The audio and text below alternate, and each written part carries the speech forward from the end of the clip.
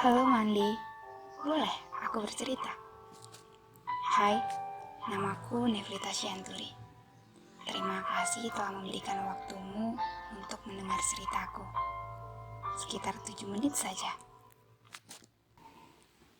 Hari ini, aku teringat saat di persimpangan jalan itu. Hari-hari di mana setiap detiknya penuh bimbang. Kupandang ke depan, terlihat kabut tebal. Ku menoleh ke belakang, terlihat gelap.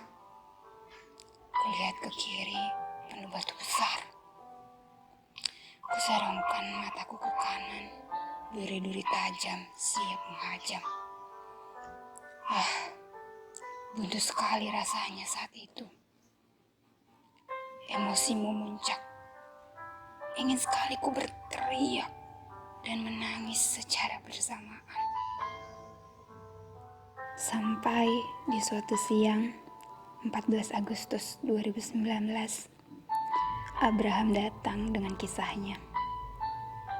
Rasanya perdebatan antara hati dan pikiran, ketakutan dan kekhawatiran seolah dijawabnya. Kisahnya tentang ketaatannya itu memantapkanku untuk memulai jalan ini.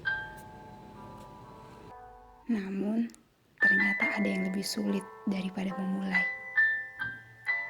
yaitu mengakhiri. Mengakhiri dengan baik. Ibaratnya sewaktu kuliah, ternyata yang sulit bukan tentang masuk perguruan tinggi, tetapi bagaimana lulus dengan pola pikir seorang sarjana. Bukan tentang perkenalan, lalu berpacaran, tapi bagaimana bisa berdua berdiri dalam pemberkatan. Bukan tentang pernikahan, tetapi bagaimana menua bersama dengan cinta yang semakin rimbun atau minimal sama. Bukan tentang kelahiran, bertumbuh dan berkembang. Lebih daripada itu, bagaimana bisa kembali kepada Bapa. Ya, benar-benar kembali. Tidak lagi terpisah dengannya.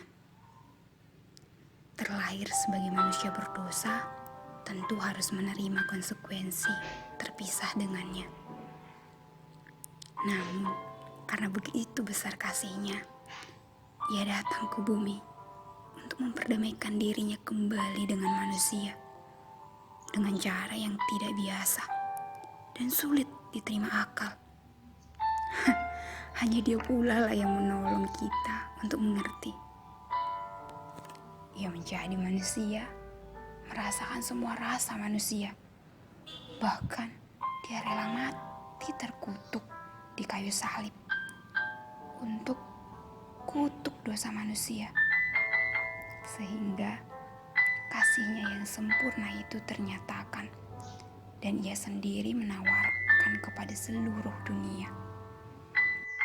Namun anehnya, tidak mudah menerima kasihnya yang begitu besar itu. Semuanya hanya anugerah, hanya hadiah, cuma-cuma. Bukan dengan usaha atau perbuatan baik, aku bisa sampai kembali ke rumah Bapa. Akalku sulit sekali menerimanya waktu itu. Pada akhirnya, ku terima dengan segenap hati, sekalipun masih ada setumpuk tanya dalam pikiranku. Aku tak tahu mengapa aku bisa menerima. Lagi-lagi, itu anugerah. Lebih anehnya lagi, setelah ku terima, setiap tanya satu persatu terjawab, rasanya semakin hati ini rindu dengan segala perbuatan baik.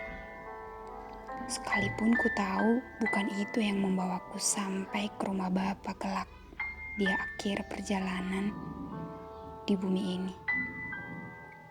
Semakin ku menikmati anugerah ini, semakin rindu rasanya banyak manusia lain untuk menikmati kasihnya, menikmati damai ini. Kerinduan ini pula yang membuatku semakin menikmati hari-hari di pulau ini. Pulau Sumba. Itu masih kisah memulai. Namun lebih nikmat daripada itu, bagaimana bisa benar-benar berakhir di garis akhir dengan baik. Jalannya sulit. Makin hari makin rumit. Tapi tenang, selama masih di jalan yang sama, damai selalu ada. Kerinduan itu pula yang membuatku bercerita. Terima kasih ya telah mendengarkan ceritaku. Jika berkenan, berikan pendapatmu di kolom komentar. Dan jika berkenan menjadi sahabatku dan mendengar setiap ceritaku, boleh di-subscribe ya. Aku juga mau mendengarkan setiap ceritamu. Terima kasih.